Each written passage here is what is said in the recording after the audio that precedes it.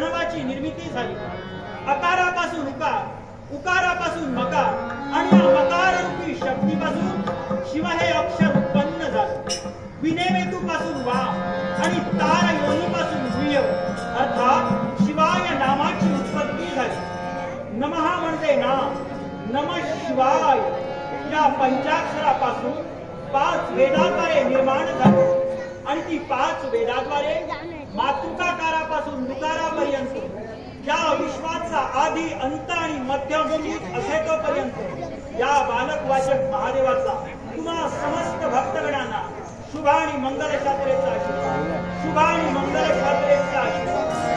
समोर दिसणाऱ्या कैलास पर्वताची उंच उंच शिखर या शंभू महादेवावर चौऱ्याडात आहे.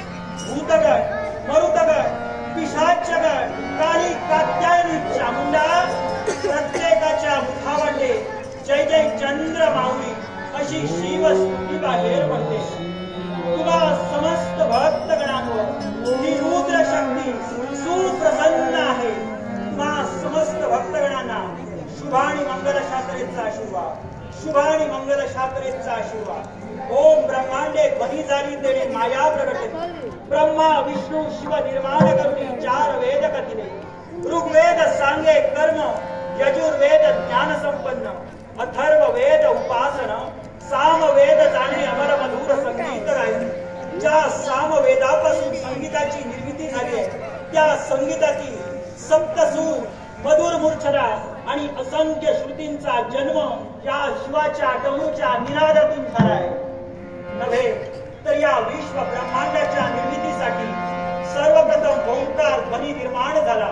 तदनंतर अगाध ब्रह्मांड ध्वनीच्या योगे करून एक अशी शक्ती निर्माण झाली.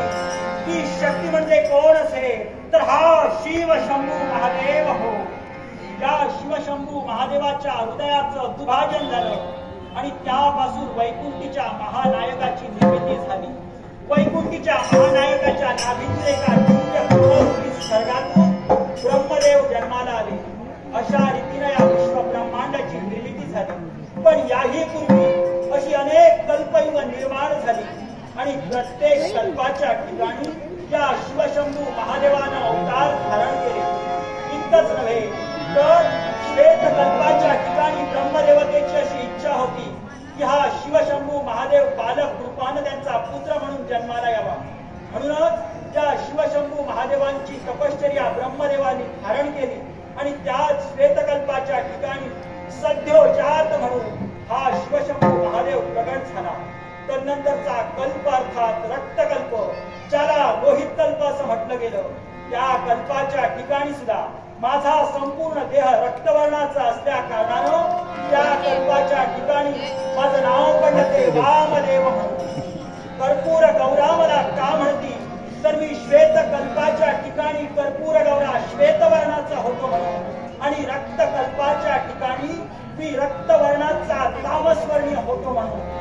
तदनंतरचा कल्प अर्थात पीतकल्प, या पीतकल्पाच्या ठिकाणी तत्पुरुष या नावाने मी अवतार धारण केला आणि म्हणूनच ओम तत्पुरुषाय विद्महे ही ऋचा रूढ झाली. तदनंतरच्या कल्पात अर्थात असित कल्पाच्या ठिकाणी मी अवतार धारण केला. तो कृष्णवर्णीय असल्या कारणानं तो अघोर या नावाने सिद्ध ठरला गेला.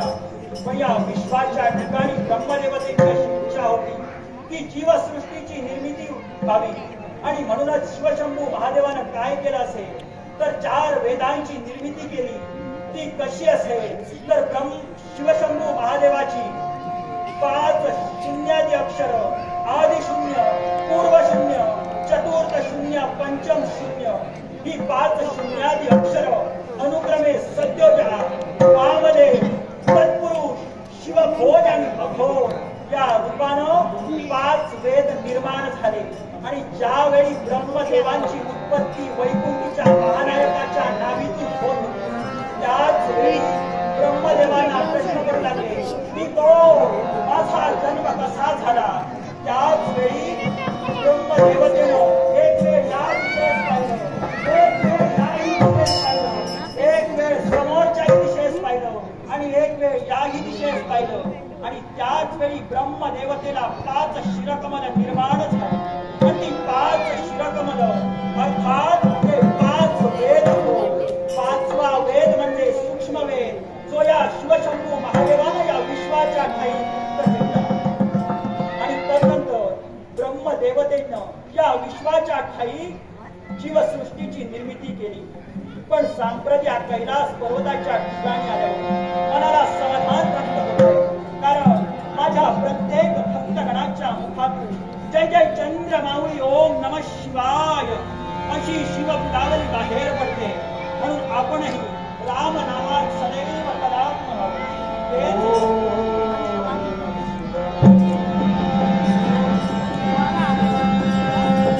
ओम नमः शिवाय, हरि ओम नमः शिवाय. अरे वा, या विश्वाच्या ठिकाणी कलानाट्य निर्माण करण्याचं काम या नारदाचं आहे. पण यावेळी जे कलानाट्य निर्माण केलंय त्याची वार्ता माझ्या शिवशंभ शंकरापर्यंत पोहोचवावी, यासाठी माझ्या कैलास पर्वतापर्यंत आगमन झाले. मग असंच करावं. सर्वप्रथम आपण आल्याची जाणीव या कैलासाचा राणा त्या शिवशंभ शंकरापर्यंत द्यावी आणि तदनंतर पुढची वाटचाल करावी.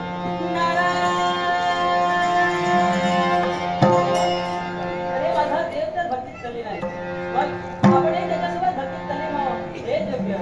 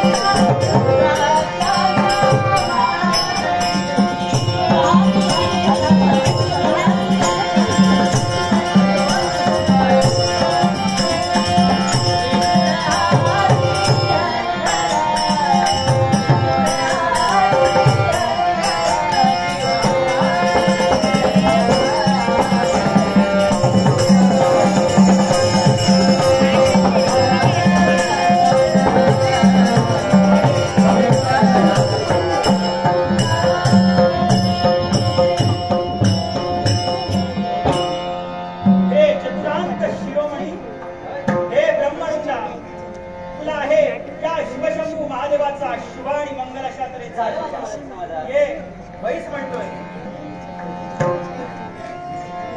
देवा, अरे या कैलास पर्वताच्या ठिकाणी आज तू एकटा? हो, तुला नक्की म्हणायचं तरी काय आहे? म्हणजे माझी माता पार्वती कुठे गेली? ती गेली. अरे नारदा गेली म्हणजे भक्तांना दर्शन हा, देण्यासाठी असं होय. गेली. पण देवा, अरे आल्यापासून पाहतोय खरा. अरे तू चिंतेने अरे आल्यापासून पाहतोय खरा. पण त्याकडे विचारात मग्न आहे. देवर्षी, मी विचारात मग्न नाही. या कैलास पर्वताच्या ठिकाणी तुम्ही आलेले आहात. पण ब्रह्मवृंदा सदैव तुंदरा तुझी भ्रमण. होय देवा. पण मला एक सांग रे, तू या कैलास पर्वती आज कसा? देवा, अरे आता ऐका, तुझ्या भक्तांवर जर संकट निर्माण झालं तर काय करशील रे? काय म्हणाला? ओम नमः शिवाय. हर हर महादेव. देवर्षी नारद मुनी, माझ्या भक्तांवर संकट जर निर्माण झालं असेल तर या जगभक्षकाच्या साहाय्यानं ज्यानं माझ्या भक्तांवर संकट निर्माण केलं असेल त्याचा शेवट करेल. देवा, अरे कश्मीर नदीचा राजा भटसे ही त्याची नदी.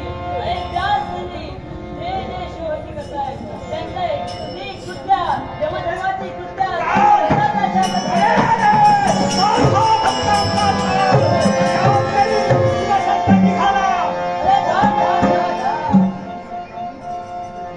हे नारद मुनी, किती तो राग देवा. याच काही भक्तांचा छळ होतोय. कुणीतरी कृत्या शक्ती निर्माण झाली हे तुम्ही म्हणाला. मग त्या भक्तांचं संरक्षण करण्यासाठी मी जात असताना माझा मार्ग का म्हणून रोखता आहात? हे देवा, अरे त्या ठिकाणी जाण्याची तू जाण्याची आवश्यकता नाही. अरे तुझ्या ठिकाणी असलेले असंख्य शिवगण आहे.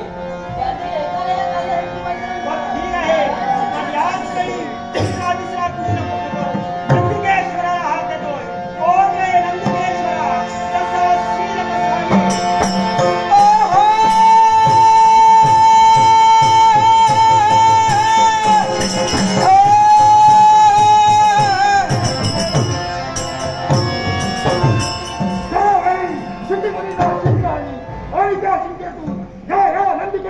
जन्म झाला त्याच वेळी लागलेली ती तुझ्याचा समान करण्यासाठी मी सप्त सागराचा पाणी हटवण्याचं कार्य केलं.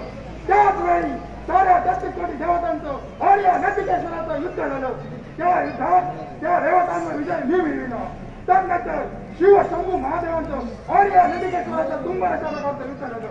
त्या युद्धातही या नंदिकेश्वरानं विजय मिळविला. त्याच वेळी आपल्या बुद्धी तत्वाचा योग्य करून शिव शंभू महादेवांनी मला आपलं वाहन करून घेतलं. त्या दिनापासून हा नंदिकेश्वर आपल्या पृष्ठभागी बसून शिव शंभू महादेवांना या पृथ्वी भवंतीचं कार्य करतोय. त्या कार्य परिपूर्ण केलाही असताना आज एकाएकी कोण रे भवानंदी ही हात ऐकली आणि स्वास्थ्याचा त्याग करून या कैलासापर्यंत माझी चाललं पाहिजे. कोण पिताजी? हा आपला भवानंदी आपल्या जन्म होतो. तुझे मार्ग सदैव शिवकर आणि शिवकर होतील असा मंगलमय आशीर्वाद.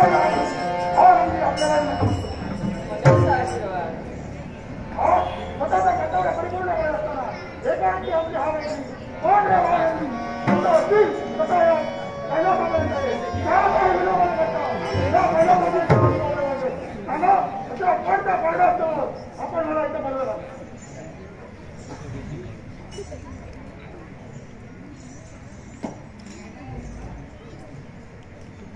याला कारण एकच. मला सांग रे नंदिकेश्वरा, या विश्वात माझे जे भक्त आहे ते तुला कुणा समान? देवा, तुझे भक्त म्हणजे मला बंधू समान आणि भगिनी आणि भक्तिनी भगिनी समान. होय ना? मग त्याच भक्तांवर त्या कश्मीर नगरीच्या ठिकाणी वास्तव्य करणारा राजकर्ता राजा भद्रसेन आणि त्याचे प्रजाजन, त्या प्रजाजनांवर कुणीतरी यमधर्मरूपी कृत्या निर्माण झाली आणि त्या यमधर्माने निर्माण केलेल्या कृत्येने त्या अभक्तीनं त्या भक्तांचा छळ माजविला असेल तर तू काय रे करशील?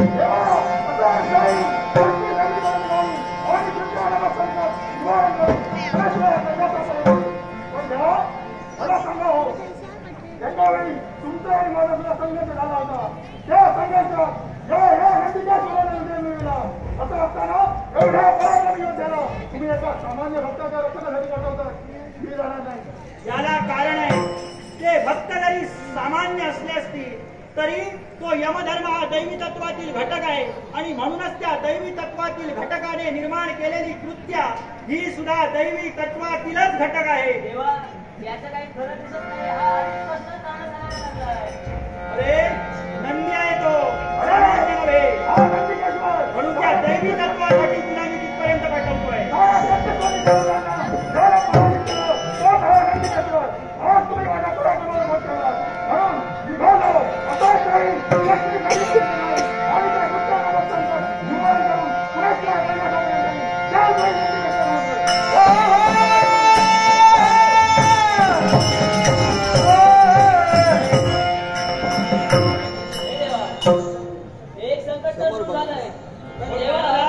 माझ्या भक्तांवर आलेलं संकट दूर झालेलं आहे.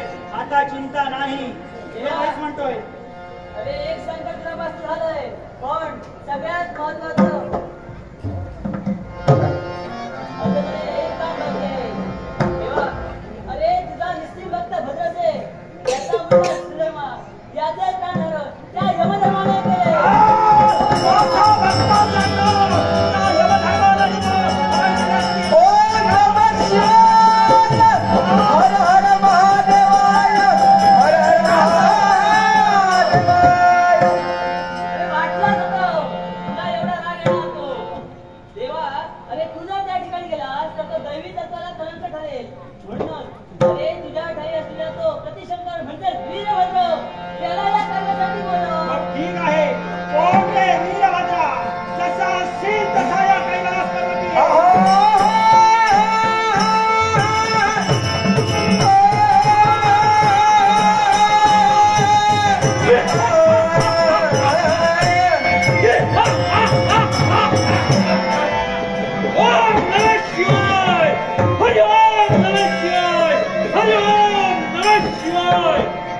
निरंजन वनाचा त्याग केला आणि या कैलासापर्यंत आम्हाला भाग झालाय. दिलेली जबाबदारी परिपूर्ण करत असताना एकाएकी मी तुझ्या हात कलिपताना पावली. कोण वीरभद्रा क्षणाचा विलंब न लावता इथपर्यंत माझा आगमन झालाय. पण आग का दिली असावी, कोणत्या कारणास्तव दिली असावी, एक सारखे प्रश्न माझ्या नेत्रासमोर उभे राहू लागले. प्रत्येक प्रश्नाचं स्वयंपाक उत्तर मी माझ्या पितृदेवतेकडून घेण्यात गेली. पण तत्पूर्वी मी तुझ्या आशीर्वाद, तत्नंतर पुढील कर्तव्य.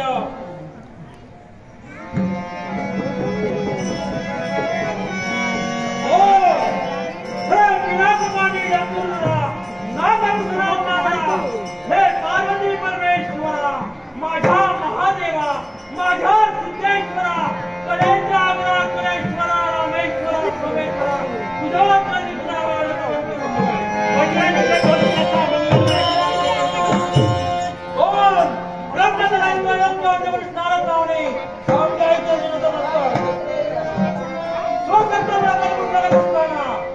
दिलेली जबाबदारी निरंजन वनाच्या ठिकाणी असलेली श्वेतपुष्प आणि त्या श्वेतपुष्पांचं रक्षण करत असताना एकाएकी देवा आपली हात गळाली कशासाठी? यालाही कारण आहे. हे सहस्त्र नयनानी युक्त असणाऱ्या वीरभद्रा, सहस्त्र मस्तकानी युक्त असणाऱ्या वीरभद्रा, मला एका प्रश्नाचं उत्तर दे. त्या शिवशंभू महादेवाचे भक्त हे तुला पुन्हा समान? देवा तुझा भक्त मला बंधू समान, तुझ्या भक्तीने मला भगिनी समान. होय ना?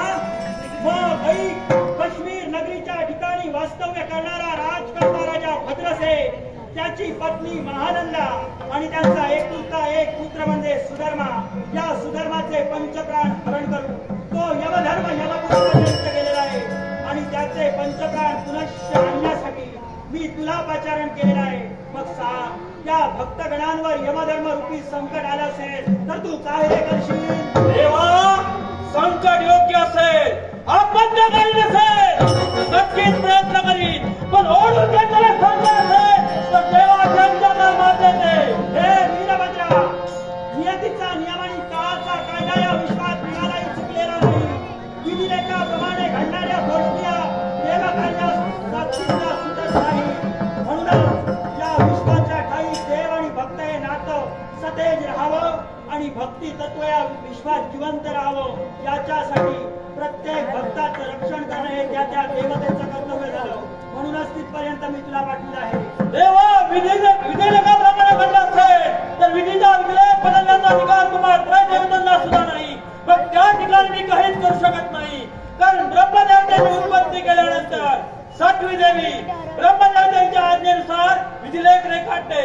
मग तो विधिलेख बदलण्याचा अधिकार मला पोहोचत नाही, कारण विधिलेखाप्रमाणे घडलं असेल तर यमधर्म करतोय ते योग्यच आहे. मग तिथं मी का जावं? याला कारण म्हणजे भक्ती तत्व. भक्ती तत्व हे दैवी तत्वापेक्षा एका मात्रेनं श्रेष्ठ गणलं जातंय, आणि म्हणूनच ज्या सुधर्माची आयुष्य मर्यादा संपलेली नसताना सुद्धा ज्या यमधर्मानं त्याचे पंचप्राण हरण केलेले आहेत, ते पंचप्राण पुनश्च आणण्यासाठी मी तुला बोलाविलेला आहे. मान्य आहे देवा, आतापर्यंत दिलेल्या जबाबदाऱ्या मी परिपूर्ण केल्या, कारण विश्वाची निर्मिती ओंकारापासून ध्वनी, ध्वनीपासून माया आणि मायेपासून तीन गुणांची निर्मिती.